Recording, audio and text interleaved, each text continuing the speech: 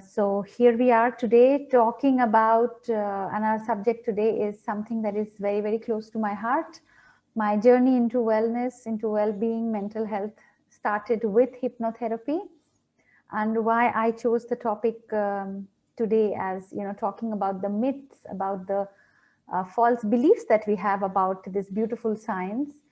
Is I had all of them when I did not know about this science, when I was new to this field, and I had all these things cross my mind, and I wish I had more information then. And these are also the questions, these are also the kind of stuff that I get asked a lot as a practicing therapist when somebody is new to this field. And that inspired me to put this together, the most frequently asked questions, the myths, the false beliefs we have about the science, and we get going from there. And as I said, if you're a small group, you can are absolutely comfortable with any questions at any point of time. You can either unmute yourself, or you could use the chat box, which I believe is functional. Yep. I'm just going to type in a message just to check. Yes, I think it's quite visible. So whichever way you're comfortable, I prefer it being more interactive than me on one side talking to you and showing you slides. There's no fun in it. You are here, I'm pretty sure, for a reason. You want to know more about hypnotherapy, the science, etc. So this 1 hour, let's make the best of it. I do have a short presentation, which I hope you are able to now see. If you're not able to see, then at least one of you can let me know, but I guess you should be able to see now.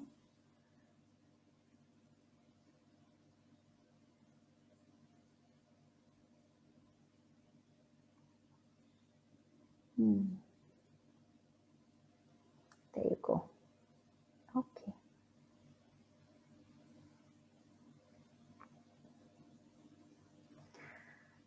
That's our topic today. Hypnotherapy, frequently asked questions.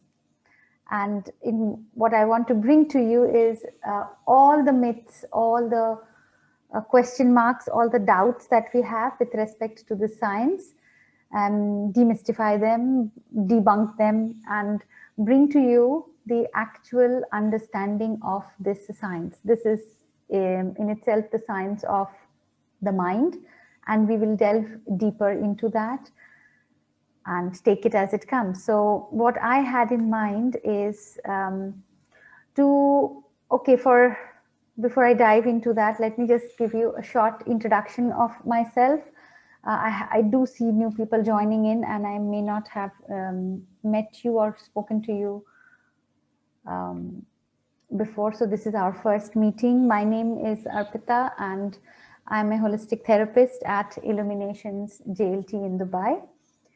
I practice predominantly hypnotherapy, and apart from hypnotherapy, I also practice transpersonal regression therapy.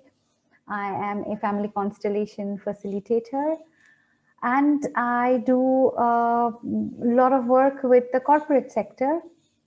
And that is precisely because wellness and this line of work is what I call as my second innings. I studied economics. I'm an MBA. I worked in the corporate sector for more than 15 years. And then I was introduced to this line of work. Precisely, I Googled and I found Illuminations and I found hypnotherapy, because at that time I was myself struggling with an issue that I was not able to resolve or get a resolution from any other source. I had a terrible motion sickness. So sitting in the car would give me mild panic attacks. I would never be comfortable for long drives. Going to slides and rides was never my cup of tea. And I've always been like that throughout my life, till a point came when I gave birth to my twins. And when my twins were like 18 months, 2 years old, I realized I had passed it on to my daughter. So I think a big part of me, the mother's guilt in me, pushed me to explore anything and everything that I could, how I could get rid of this issue that not only I was facing, at the same time my daughter was facing the same. And I came upon hypnotherapy. To be very honest with you, at that time, I was completely at a neutral state. I did not completely believe in it, neither did I disbelieve it. So I said, I'm going to try it out and I'm going to see what works and what doesn't. And yes, I had all the myths. I thought hypnotizing means I would lose my control and the therapist would have control and I would go to La La Land and all of that put together. But to my absolute amazement, though I did not fully believe, like I went with an open mind and that was about it. But to my absolute amazement, not only did it work, for me, it also worked miraculously for my daughter, though I did not have to do any interventions on her. And that is the power of the subconscious mind. And that is the reason over a period of time, I moved my career from the corporate world into this line of work. I predominantly do three things now. I'm a therapist. I work with the mind sciences with clients. I do corporate wellness work, and I'm also a teacher of the same curriculum, integrated clinical hypnotherapy. So that is my story, and that's the reason I'm here to share with you what are the myths, what are all the things that even I believed at that time. I wasn't sure, I had my doubts. So let's straight away dive into understanding first what is hypnotherapy. Now, this word can be construed in many ways, and because of what we hear, sometimes, stories, sometimes we watch movies, and there is a lot of dilution, or there's a lot of addition of actually what doesn't happen in hypnotherapy, but we kind of believe that is what happens. If you go to the genesis of the word, where does this come from? So, of course, hypnotherapy comes from hypnosis first, and the word hypnos is actually a Greek word, which means nervous sleep. If you translate hypnos into English, that is what you are going to translate and get, nervous sleep. Well, the phrase in itself is paradoxical because we can't be nervous and sleeping at the same time. In essence, it means that hypnosis is a state of our mind, our body, in which our physical body is as relaxed as if we are sleeping. That is the sleep part of the definition. However, our minds are nervous. Now, nervous here doesn't mean anxiety nervousness. Nervous means agile, sharp, awake. So a state of mind in which you can achieve this, where your mind is very alert, very agile, but your physical body is as relaxed as you are sleeping. It is a very deep state of relaxation as well, and purely it's an altered state of mind. So going by that definition, hypnosis is not something that is very special or only certain people can go through it, none of that. In fact, each one of us experience hypnosis every single day. And when I say every single day, it is literally every single day, at least twice a day. When you are waking up in the morning, the first few moments, which is between deep sleep and totally awake, is hypnotic trance. And when you're going back to sleep at night, when you switch off the lights and you're just about to doze, but you're not yet fully asleep, that is also hypnotic trance. If you watch TV for more than 3 minutes, you are in hypnotic trance. When you're binging on Netflix, you are in hypnotic trance. So hypnotic trance or hypnosis is actually a very natural phenomena for all of us. In hypnotherapy, when we are working with a client in a clinical setup, all we are doing is we're going to create that same state of mind, that same altered state of mind in that atmosphere. But in essence, this is not mumbo jumbo, this is not magic, this is none of what we believe. It is just knowing how to take a person into that very comfortable space where the mind is very agile and the body is as relaxed as it can get. Now, coming straight into the myths, because that's our topic today. These are the myths that I come across as a therapist most of the time. These are the most frequently asked questions that I face as a teacher as well as a therapist. Number one, people believe that they are helpless under hypnosis. Now, which means people believe that you are not in control, you lose complete control. And as I said, some people say you can get stuck in limbo, or you can get stuck, you can go to La La Land, but in essence, none of that happens. You are not helpless under hypnosis.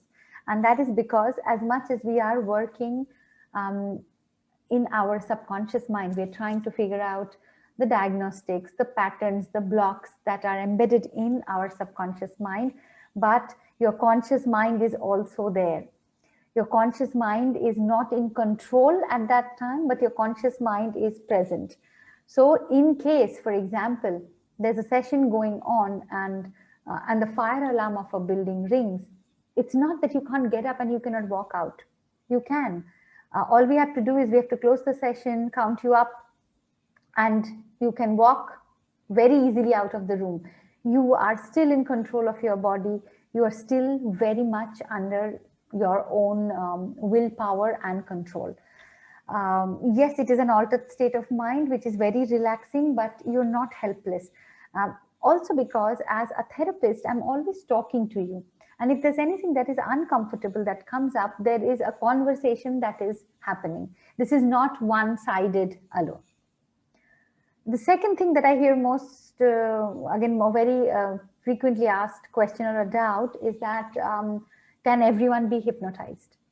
So if you sleep at night and you get up in the morning, which means if you are in that category, then you can be hypnotized. So the answer to that question is yes, everyone can be hypnotized should they wish to.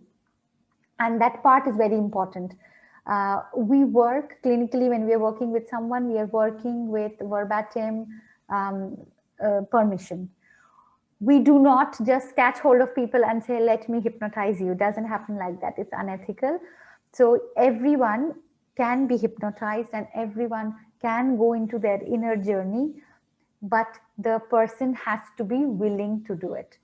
If person is not willing, or this is not a modality that resonates, then in that case, that person cannot be hypnotized. So it's not about a skill that is magical. It works hand in glove. There needs to be an urgency. There needs to be a need from the client that, okay, for example, I have a fear of water and I've tried everything to solve it. It just doesn't work.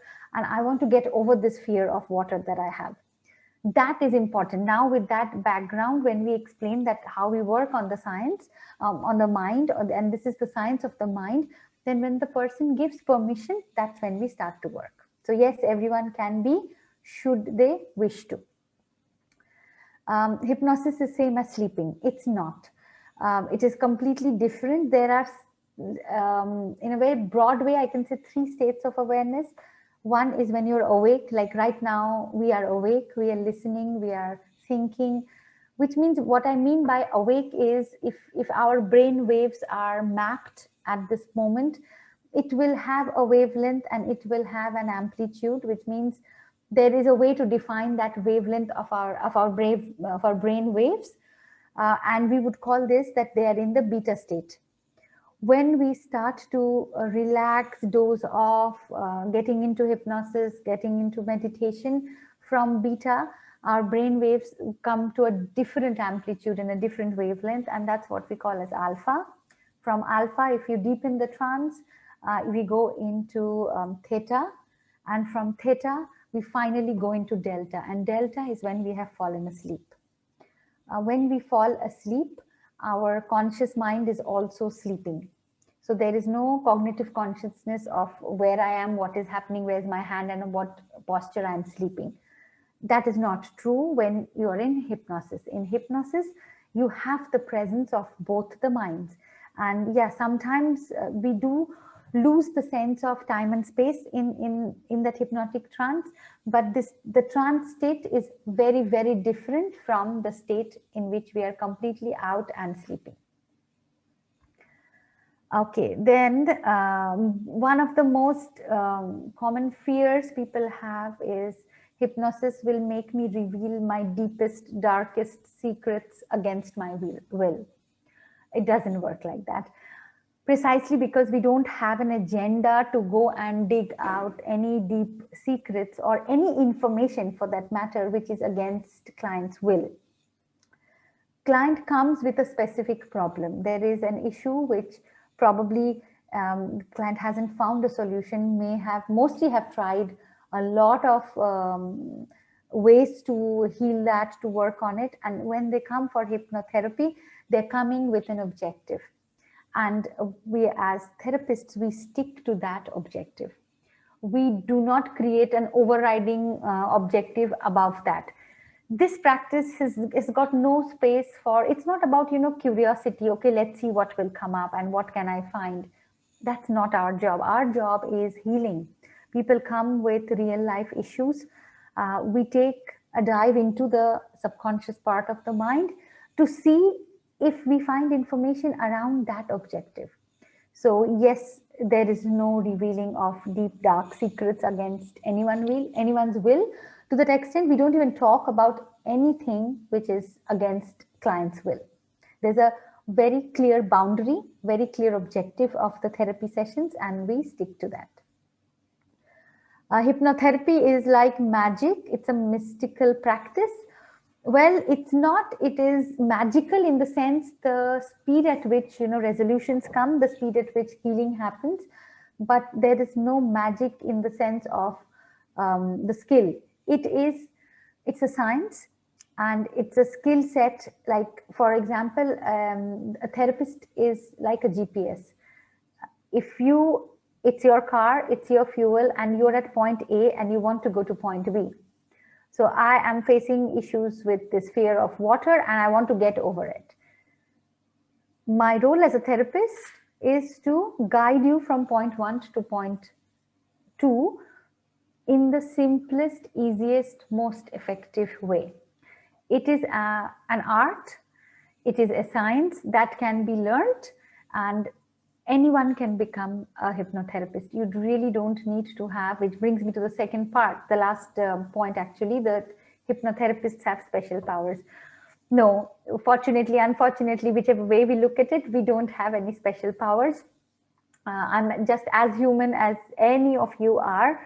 And I would like to keep it that way. I don't think there is a need for having anything special. It is a skill, just how you learn to swim.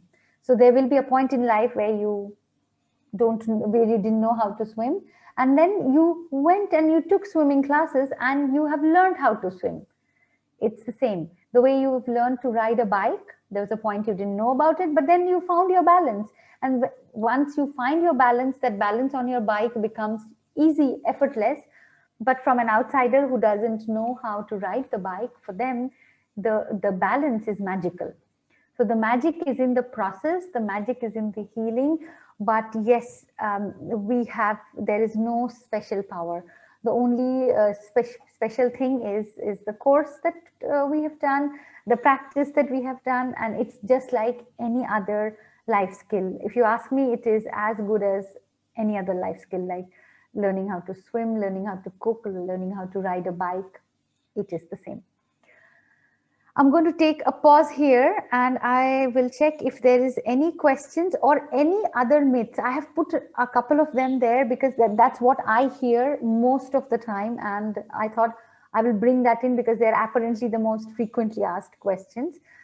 If there's any questions or if there's any other doubts you have about the process, because then I will now next move into understanding. Now you know what hypnosis is not. Now I will move on to what it is, which means it will bring me to understanding our mind, our conscious mind and our subconscious mind. I'm just going to have a look at the chat.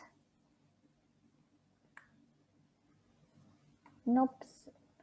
I'm assuming then there are no questions yet. If there are, as I said, please feel free to put it in the chat or just unmute yourself, just stop me and you can ask. No worries. Okay.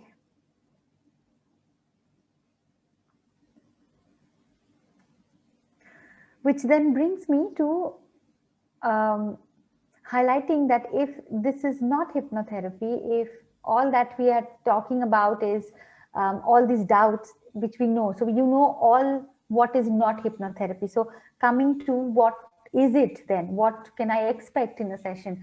If I'm interested to learn this science, how do I go about? So a very broad understanding first is that this is a modality of mind sciences. So mind sciences can have other modalities as well. One of the most popular one of the mind sciences is hypnotherapy, and that is precisely because of the efficacy, the efficiency, the results that this gives. So let's take a step back, and we're going to talk about first the science of the mind. And on that note, which brings us to forget the science part of it, I'm going to talk about it. Let's begin with the simple four-lettered word mind. And my question to all of you, apart from Nia, probably is to share on the chat or unmute yourself and tell me, what do you think is the mind? Would you agree that we all have a mind? And if yes, where is our mind? I'll give it a minute. Take your time, give it a thought, and either put it in the chat box or unmute yourself and let me know what you feel.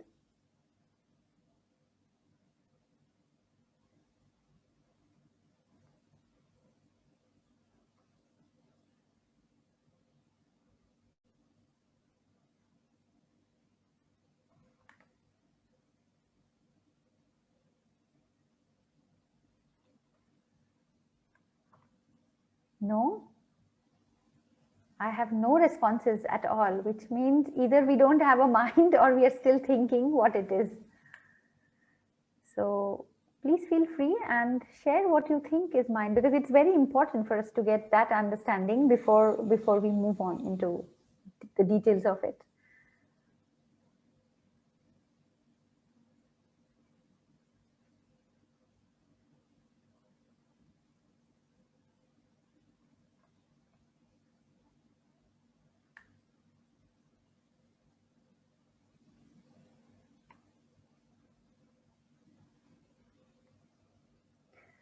Hannah, thanks. Thanks for breaking the ice and at least starting the conversation. Mind is combination of thinking and feeling. Yes, absolutely. And you'll see how whatever definitions you give, each one of you, there's nothing right and wrong in it. And yes, mind is, you can say it's a combination of thinking and feeling.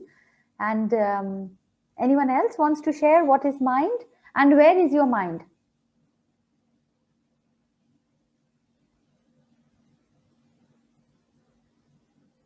Mind is an absolute possibility for inner journey.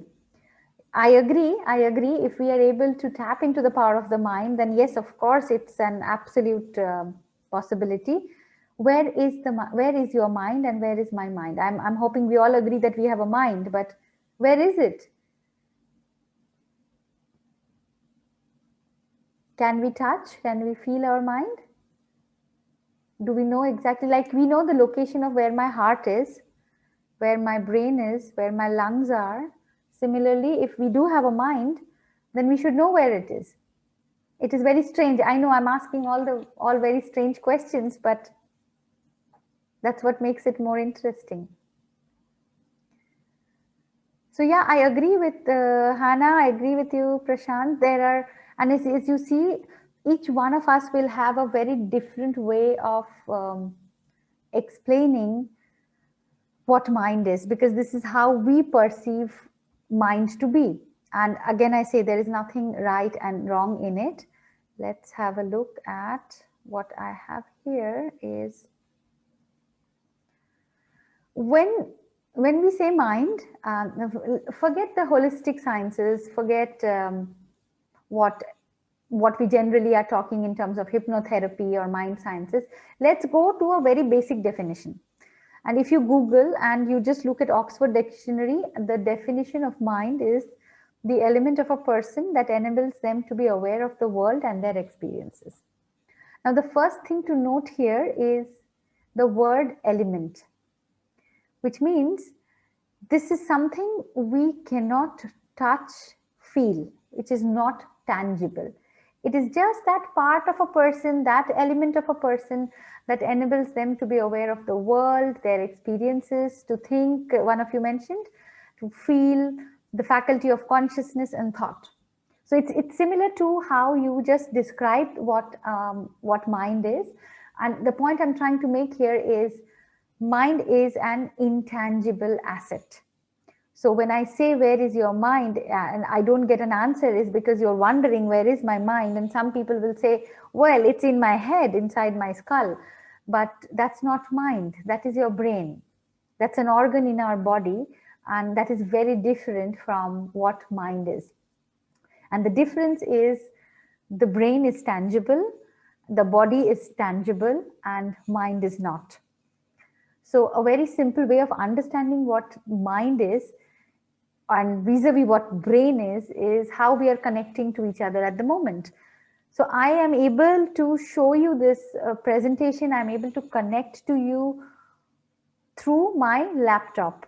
So every time I need to check the chat box and every time I need to change the slide, I am actually touching the hardware and making some movement here, which enables me to show you and connect to you. So I'm connecting through my hardware, which is the laptop.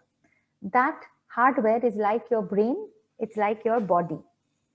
Now, just having my laptop with me does not in any way guarantee that I am going to reach out to you through this webinar.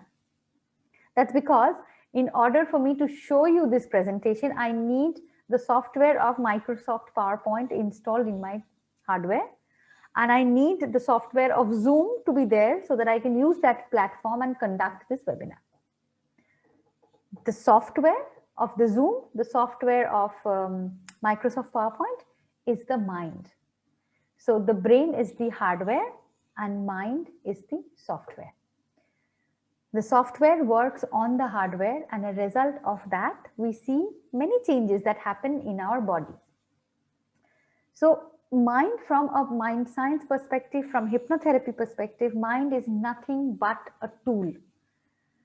It is what it is. Now, the million-dollar question here is, and you don't have to answer that to me in an open platform, but that's food for thought. Are you in charge of your mind? Are you controlling your mind, or is your mind controlling you? If we are conscious, if we are aware, if we understand how it works, then we are able to control this mind in the way that we are able to use this mind, use this tool to better our lives. Or if the other extreme is we are unaware of this mind, and if it at all exists or if it does not, and we become slaves to it. Both is a possibility. Hypnotherapy is one of the domains in which we gain the tools to understand what is mind, which part of the mind does what is the interplay of these parts of mind, so that we are able to utilize this beautiful gift, this beautiful tool to our advantage, rather than being a slave to this. Now, very interesting to note that in holistic sciences, how do we define mind? We define mind as a vibrating ball of energy all around us, the center of which is at the pit of our stomach. I paused when I had heard this definition for the first time, when I was doing the integrated clinical hypnotherapy course in my level 1. And I'm like, what is that definition? So I'm going to repeat it once more because it's a little weird. It's a little, not weird, but it's uncommon to say that mind is a vibrating ball of energy all around us, the center of which is at the pit of my stomach. Now, the interesting fact here again is, what organ is at the pit of our stomach? So if you go by human anatomy, what is there at the pit of my stomach? What is there at the pit of my stomach is what we call as the small intestines or the gut. And that is where the phrase comes, gut feeling. Now, technically, your gut and my gut doesn't feel anything. It is just, it's part of our gastrointestinal tract, and it is just supposed to digest the food that we eat. And yet, I'm pretty sure all of us at some point or the other, we have used this phrase, I have a gut feeling it's going to rain tonight. I have a gut feeling about this person not being truthful. I have a gut feeling that the sales deal we are going to pitch, we are pitching for will not come through. And later you see it happening. And then you say, see, I told you I had a gut feeling about it. Now, that gut feeling, that gut is the epicenter of this mind. And that is the reason a lot of us, including and especially with children, they feel a lot in their tummies. They will have stomach aches, or they will say, I have butterflies in my stomach. And even we do that when we get nervous, when we have fear, any kind of a strong emotion. The first thing we feel, many of us, we feel it in the stomach. And we say we have butterflies in the stomach, but if you cut my stomach open, there are no butterflies, there's no larva, there's no pupa, which means, but still it has a sensation. That sensation is because the epicenter of this software that is around us, through which we are experiencing life, is located near the gut. So the brain, the body is the hardware, the mind is the software. Lee, you have a question saying, how do you distinguish between mind and body? This is how we distinguish. The mind is the software. It's intangible. It is the intelligence with which you and me are living our lives. And the body is the tangible part. So if that is clear, then I'll add to it. The body is the tangible mind, and the mind is the invisible part of the body. They are interlinked. They work hand in hand. So if there are changes that happen in the mind, the way we perceive our environment, the mind works through the body. It works through various centers in the body. Thank you for asking that question, Lee. I'll elaborate on that. Many schools of thought have different ways of looking at it, of how the mind and body is connected. Some say that the mind functions through the brain. So when there are inputs from the mind influences the brain, then the brain secretes certain chemicals in our bodies, and that's how our bodies function. Some say even the gut has a mind of its own, and we get this intelligence or we get this feeling through our gut. There's an institute called Heart Math Institute. If you go to their website, they believe that even the heart as an organ has its own mind, and the mind also influences the heart. So there are many, many ways to look at it, but at a very simplistic level, because we're just doing a 1-hour webinar on this topic for which I can speak for many, many hours. And if you come and join the level 1 of this course, it's 2 days that we are going to talk about this. So at a very simplistic level, the distinction is how you will distinguish your hardware of your computer vis-a-vis the softwares that you've installed, the hardware of your smartphone vis-a-vis the apps that you have installed. So the apps are like the software, intangible, you cannot touch them, and the body is the tangible part. Let me know if that answers your question. If not, I will again, of course, come back and rephrase. So if this is the mind, now very simplistic, again, I'm trying to make it as simple as possible. If this is that vibrating ball of energy all around us, we all know that mind, predominantly, we can very easily classify it and say we have 2 parts to the mind. There is a conscious part and there is a subconscious part. Now, even in the words, you understand what it is, because the conscious part of the mind is the part of the mind that is doing all the activities that we are doing now. We are thinking, we are using our logic, we are judging, we are feeling, we are analyzing. All these cognitive functions and all these churning actually happens in the conscious part of our mind. But the fun part is, this conscious part is roughly between 10 and 12%. Now, this model is like an iceberg. Just imagine from where you see the line below the conscious mind. This is how you see an iceberg in an ocean as well. We are only able to see 1/10 of that iceberg above the level of the water, and the rest is submerged. Same is with our mind. Only roughly 10%, some schools say it's only around 5% that is conscious, which means there's a layer, there's a bigger part of the mind which is subconscious, which means below the level of the conscious mind. And that's our subconscious mind. What does the conscious mind do? As we just spoke about, thinking, logic, analysis, feeling, decision making, judgment. Basically, you and I are living our entire lives using only 5 to 10%, max 12% of our mind. That's the conscious mind. And we're doing pretty well. So just imagine if we knew the art, if we knew the science of tapping into what lies beneath, how we could enhance the quality of our lives and of the people around us. And that brings me to the question of, then if everything is happening in the conscious mind, like, so many activities, so many things the conscious mind is doing, then what is the function of the subconscious mind? And why do we have such a big space? 90%. Any ideas of what your subconscious mind does?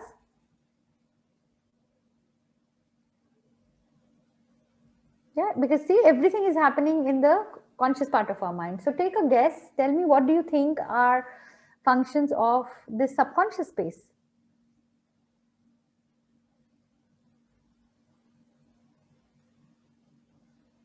Mehdi says intuition. Yes, you could say intuition in a way. I'll come to that. Anybody else?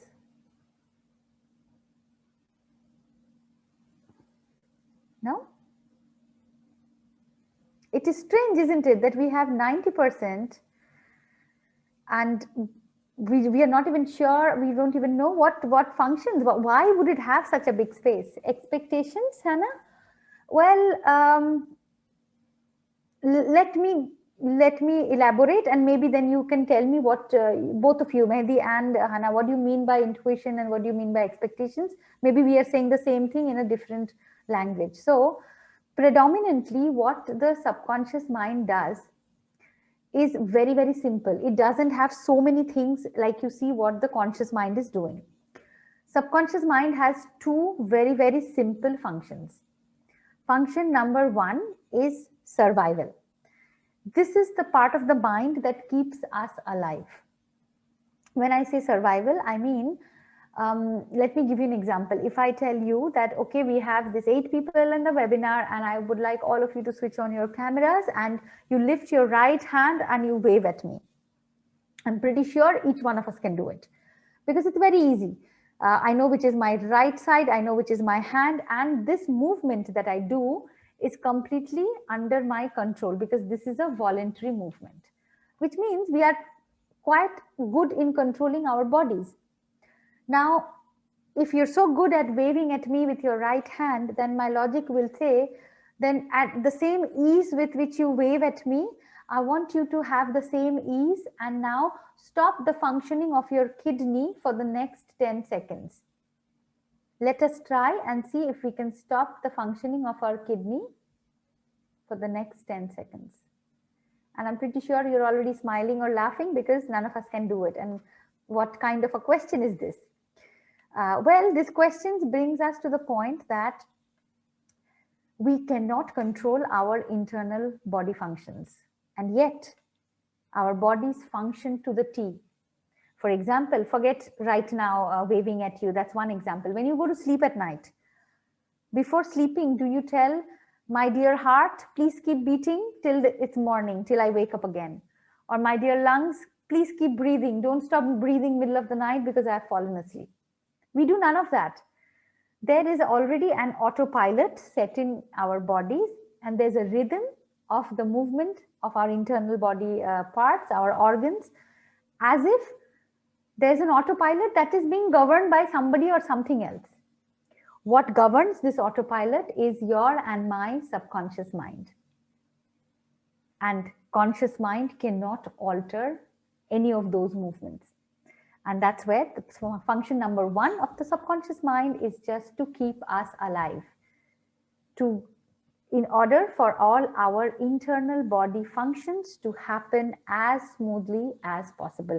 And sometimes we are not even aware of it. Like, especially sometimes we don't even realize how we are breathing. It's only when I say focus on your breath, you will tell me that, okay, now I can sense there's breathing happening. But most of the time, all these internal body functions are happening, and they are happening because of nothing else but internal body functions being governed by the part of the mind that is subconscious. Somatic and autonomic nervous systems. Yes, the subconscious mind does operate the autonomic nervous systems as well. I'm simplifying it and saying for right now, it's just the organ functions are inside. But yes, Lee, that is true. The mind will use the autonomic nervous system in a way to generate a fight or a flight response should the need be. Okay, so that is function number one. The second function, and that is related to the space. You see, it is 90%. It's a huge space. And why we have such huge space is the second function of the subconscious mind is to store. So, to give you another example, the conscious mind is like the central processing unit of your computer or your laptop. It's constantly churning data, it's constantly functioning. And the subconscious mind is like the hard drive. What do you do with your hard drive? You just take it, you plug it, and you store information, you store files. The same way, imagine subconscious mind to be a huge reservoir, like a room full of archives where every moment of your life, from the time that you've been in your mother's womb to this very moment, is just getting filed, is just getting stored. And that is it. These are the only two functions that the subconscious mind has. Now, as you see from the diagram here, it's 10% and 90%.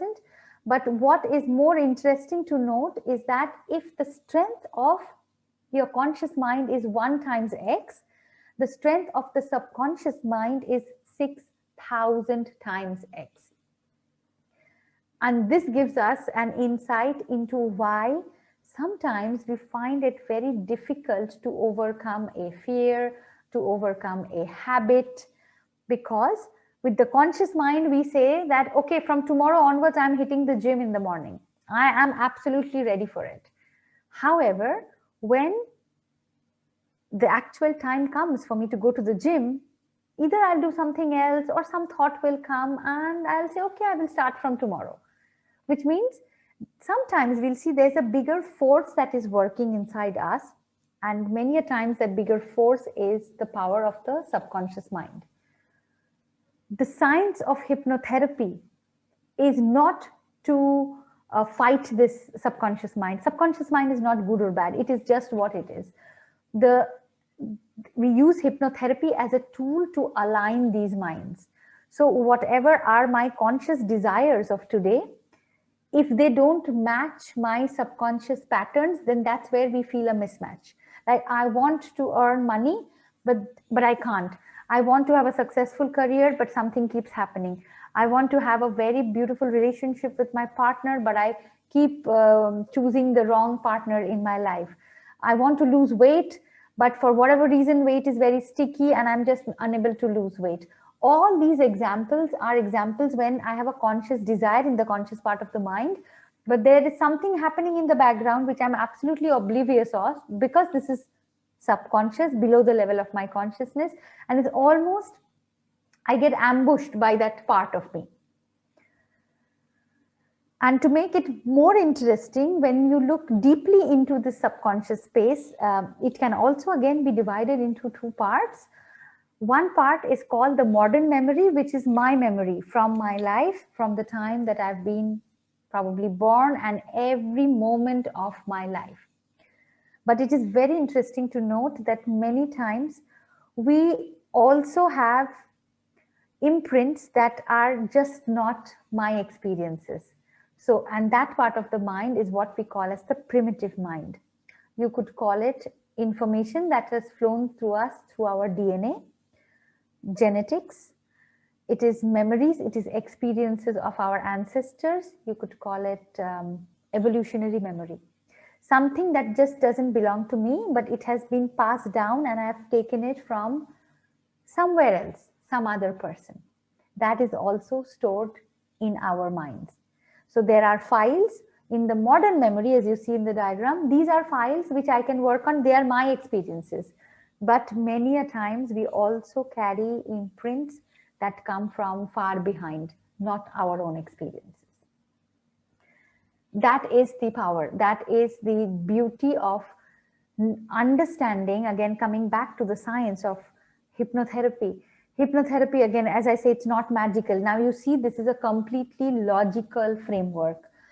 What do we do in hypnotherapy? In hypnotherapy, when somebody comes to work with us, there's a conscious mind permission that is given by client, and then we are taking clients. So when you study this science, you learn the technique of induction, you learn the technique of how to take somebody into that hypnotic trance state. What happens in that trance state is the client has access to these files, the submerged files. So for example, if somebody has come to work with a fear of water, then we dive into the subconscious and help client to reach that incident, that memory.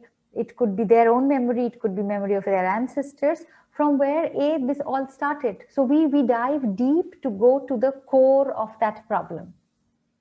We do not work at the level which is above, like the conscious mind. And this is not to say that one modality is better than the other. Different modalities work beautifully with different people. But if you ask me as a therapist, for me, it is an 80-20 principle.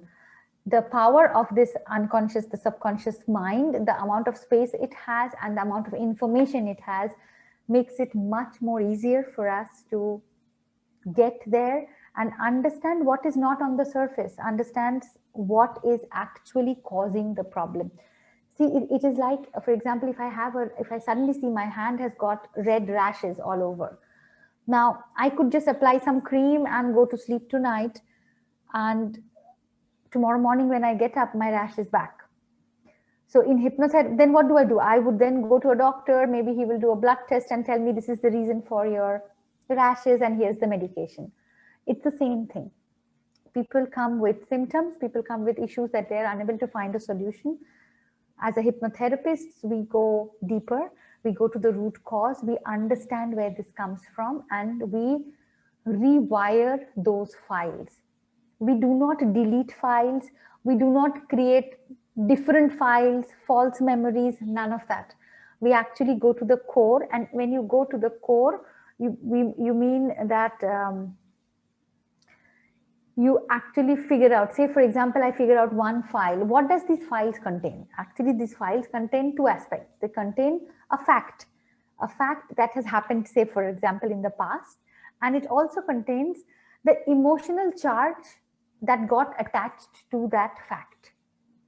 Now our job is to work on release that emotional charge that has gotten attached. We do not delete the file. We don't say it has never happened. Maybe it's happened, but our job is to make it easier to neutralize. So when I say charge, imagine there is a negative charge attached to it. Say, for example, I was bitten by a dog when I was 3 years old, and now from there on, I have a fear of dogs. So through hypnotherapy, how you could cure this or heal this part, this fear, is by not deleting that, oh, it never happened. Of course it happened. Dog came, dog bit me, it was very painful, and I'm scared of dogs. What we work on is that emotional charge that the child who was 3 years old, who was bitten by the dog, that got stuck to it. We neutralize it. Say if there were 3 negative charges there, we bring it to level 0. We just ground it, we neutralize it, so that the next time I see a dog, I can still remember that I was bitten by a dog, but my response to this dog today in front of me is not going to be out of any panic. It's not going to be out of any dreaded response. And when we talk of responses, this is what happens. This is when we feel there is a threat, when there's an issue. again from the subconscious, and that brings to the comment on the autonomic nervous system. When the autonomic nervous system is activated, when the sympathetic nervous system kicks in, this is when we go into one of these two modes. We either go into a fight mode, which is confrontational, or we go into a flight mode, which is running away from the situation. And last but not the least, there is also the third part of the mind, and this is what we call as the critical mind or the critical filter. This develops in us between the age of 0 and 8. So imagine when a child is born, we are born with just the subconscious. In the mother's womb, there's only subconscious. Child in the mother's womb only feels through the mother. So there is no filter, there is no layer that child thinks right or wrong. This whole concept of duality, what is right, what is wrong, what is day, what is night, anything that exists in pairs, this sets in from age 0 and it goes up to age 8. This is the time when our belief systems start to get formed, and it has 4 very important aspects to it which influence the formation of our belief systems, and that is seer, as you see here. It is the the society, the get up, where the child is brought up, the family. E for education, the kind of education the child has received or not. The second E is economic, which is the economic setup in which child is brought up, and the religious beliefs of the family, of the society, of where the child is brought up. Depending on these factors, what we develop is what we call as the belief systems. And that in itself, this is formed by age 8. So none of us here are at that age, which means we have already gotten our belief systems formed at that age. It's the development of a software. Imagine this software was programmed for the first 8 years, and 8 years onwards, we are just repeating that pattern. We are just going on playing that program. Now, that's a morbid thought in itself, but it doesn't mean that we have to live with those belief systems because we are not 8 years old and nothing can be done. Hypnotherapy, again, is one of the modalities in which you change the belief systems that do not serve you purpose anymore. There are a lot of beautiful belief systems that we have and that are good for us. We stay with it. But for example, if there are unconscious belief systems of I'm not good enough, I cannot be loved, I don't deserve love, money is evil, I cannot attract money. All these are sometimes very unconscious belief systems that affect our day-to-day life.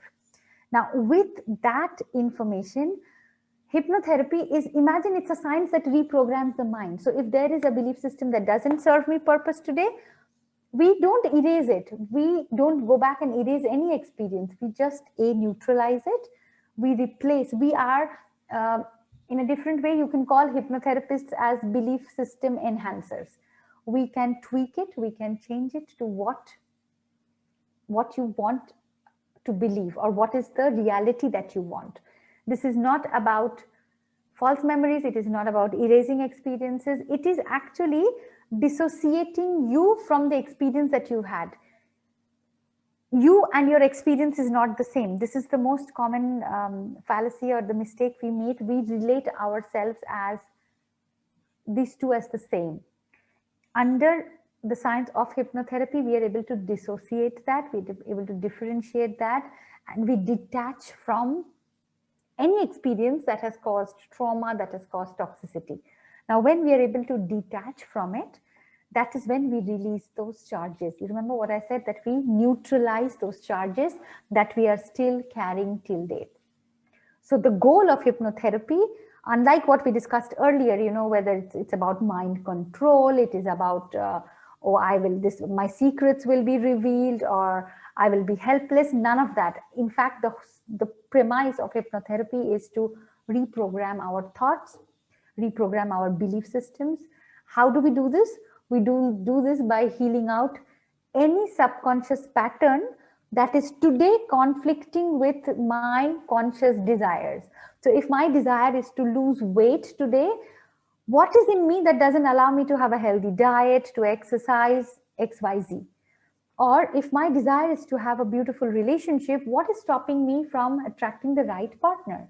If my desire today is to earn good amount of money, live a good life, then why am I not attracting the right job that can get me there? We just work with this. We do not pit the conscious mind against the subconscious, we align. So another way of looking at hypnotherapy is the alignment and awareness of the conscious and our conscious mind and our subconscious patterns. I have spoken a lot. If there are any questions, please let me know on the science of the mind, because it's interesting and it's a lot of information at the same time. And if there are no questions, then I'll just move on in saying that why would you want to, okay, there's something on the chat. Prasant, can I drive after the session? Thank you. This is another myth. Yes, you can drive after the session. And this is also one of the most frequently asked questions. Thank you for raising it, Prashant. I will definitely add it to my presentation for my next webinar. You can drive. And that is because once you are done with the session, before you're leaving, we make sure that you're completely into the present moment. At any point of time, you do not go anywhere else. Like, you may be in that meditative hypnotic trance, but it is absolutely safe to drive. There are techniques as hypnotherapists that we use to make a trance deeper. There are also techniques to count you up, to wake you up. So we call them deepening techniques and we call them wake up techniques. But it is absolutely okay to drive, to swim, to talk, to do anything. And yeah, that also makes hypnotherapy as one of the most safe modalities. You, unlike how they show in movies where somebody snaps a finger and somebody falls asleep, or somebody snaps a finger and somebody quacks like a duck, that really doesn't happen in clinical setup. There's a difference between mind control and hypnotherapy and say hypnosis. Mind control is different. What you see on the TV, what you see in even the stage hypnosis, that is more mind control.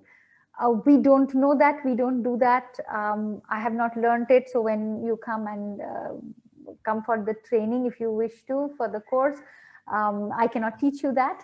We do clinical work, which means we do therapy work where people come with an issue and we work with that. But simple answer to your question is you can drive. You can drive from Dubai to Abu Dhabi and you're absolutely safe to drive. Vardha says it's very interesting. Yes, it is extremely interesting. Can you help yourself? Yes, Vardha, of course you can. You can reprogram your own thoughts, your habits. In fact, I think Vardha, we spoke, and when you will do the training, there is something called self-hypnosis, and you learn that in the first level. So when you are working with someone else, with a therapist, it's what we call as hetero-hypnosis, which means somebody is working with you. Now, there is a technique called self-hypnosis where you work on your own self. So it is possible to work on yourself as well, Vardha. That's what you will learn in level 1 and you will practice that. Prashant has a comment, whether the mind will be destroyed by death, but memory will be transferable. Yes, I'm trying to keep this simple, so I'm not going to be using any metaphysical aspect yet. But the second part, definitely, memory is transferable, and this is how memory goes from one generation into the other, the ancestral memories, if you want to call it. It is also how memories go. I'll give you a very simple example. Like when we were children, I didn't have an iPad. I didn't know how it worked. But when you see our children, when they are born in this era, the speed at which they pick up a phone, a gadget, an iPad is because they're not learning to reinvent the wheel. That information travels through genes, and yes, it is irrespective of death, of previous generations, it is transferable. And that is how diseases sometimes come in run-in families. That's how we say, if my mom has diabetes, I have a propensity to have diabetes. It could be mental illnesses, it could be physical illnesses, it could just be, resources, it could be a talent that comes down the line in a family. So memory is totally transferable. It is unbelievable how much amount of information can travel from generation to generation. Now, when you say mind will be destroyed, let me take it separately and answer you, but at a very simplistic level, what happens in death is happening in the body, in the physical body. And it depends on what school of thought you come from, the religion, the culture, and in many cultures, we believe that if you look at soul, then we are talking of energy, and energy cannot be destroyed. It only changes form. So in that way, you can say that, yes, it is transferable. Definitely it is. Okay. That was mostly what I wanted to cover in terms of bringing to you what hypnotherapy actually is and what it is not. I have this one last slide of why I would personally choose hypnotherapy is because, as I said, it is, I think we've covered this. It is a life skill. It's very, very safe. We go with an intent, we go with an objective, and it is safe because safety, your subconscious mind is the custodian of your safety. So you are in that boundary. You are never exposed to anything that you cannot handle. And yes, it is extremely effective. When you look at data, if you look at behavioral therapies, it takes the efficiency, the healing is like, as it says, the recovery rate is 72% after 22 sessions. If you look at psychoanalysis, it is 600 sessions. And when you look at hypnotherapy, right after 6 sessions, and it's 93%. So it's highly, highly effective. 80-20 principle as far as I'm concerned. I'm going to have a look if there are any. People with bipolar disorder can do hypnotherapy and it is safe. Mehendi, good question. If you ask me, I personally would not work with somebody who has a bipolar disorder with hypnotherapy. Precisely the reason because is bipolar disorder is probably a brain chemical, malfunction. So we are hypnotherapists are specialists of the software. Bipolar, schizophrenia, these disorders are disorders of the hardware. So a bipolar, schizophrenia, these kind of ailments is best treated by a psychiatrist who's a doctor. Hypnotherapy would not be my recommendation for bipolar, for schizophrenia, because in hypnosis, we lose track of what is real and what is imaginary. And it runs a risk. Unless you are actually working with a psychiatrist, or you're a psychiatrist yourself, or you have a psychology background, those are the times when, if you're working hand in glove, that's a different situation. But if you are just a hypnotherapist, that is not, I wouldn't say, I wouldn't take that call working with somebody with bipolar or schizophrenia. But I feel it's very useful with post-traumatic stress disorder, 100%. Yes, it is extremely helpful to release anything that has got stuck. So a post-traumatic stress disorder is because of that trauma in the past. There are many symptoms of it, but yes, you could definitely work with hypnotherapy very beautifully with PTSD.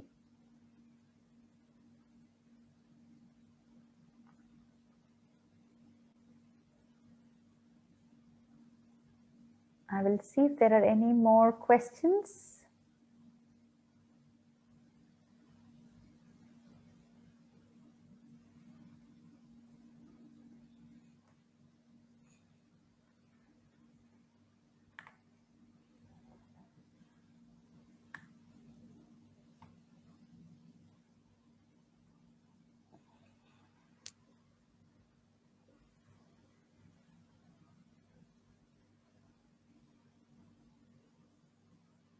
Shant, what is the difference between hypnotherapy and NLP? Okay, they're two different modalities.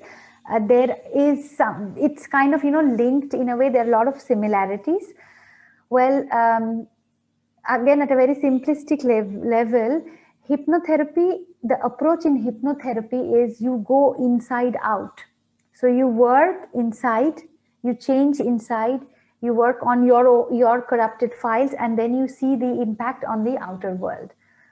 If you reverse this logic, NLP is outside in. So you work with something which is external to bring about those changes in you. It is very interesting to note that NLP was born out of hypnotherapy. Long time back, it was an extremely renowned hypnotherapist, Milton Erickson, and his direct students were Bandler and Glindler, who are the proponents of NLP. And because of certain, again, myths and again, false beliefs about hypnotherapy, hypnotherapy was banned in the US for a period of time. That's when these students came out and they formed NLP. And in the course, you do learn a bit about NLP in level 2. And I know of people, I have a lot of students who have actually, who are NLP practitioners, and they also mentioned the same thing, that in part of their course, they have studied hypnotherapy. So there is a linkage. The best way to understand is NLP is outside in and hypnotherapy is inside out. Thanks, Mia. Yes, I know sometimes it's great to go back to the basics because that's where the fun is. Okay. I'll be around here. If there are any more questions, I'm glad to answer. If there are no questions, then thank you so much for being here today with me.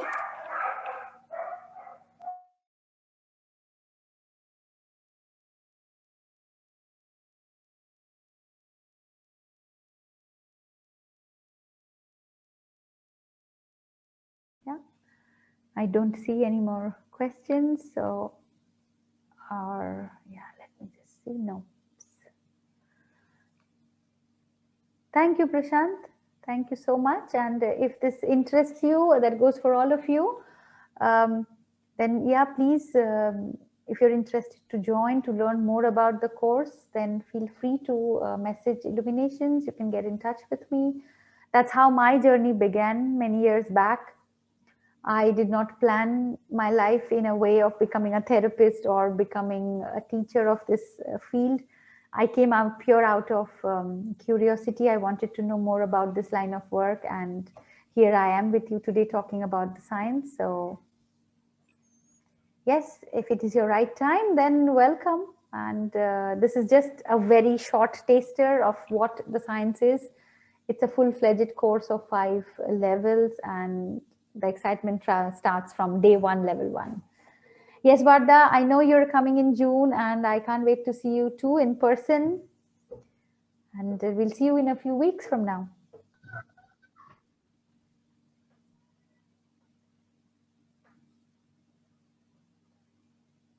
Thank you, everyone, for joining me today. Have a lovely evening. And if there are any further questions, you can always get in touch with Illuminations, or you could reach out to me directly.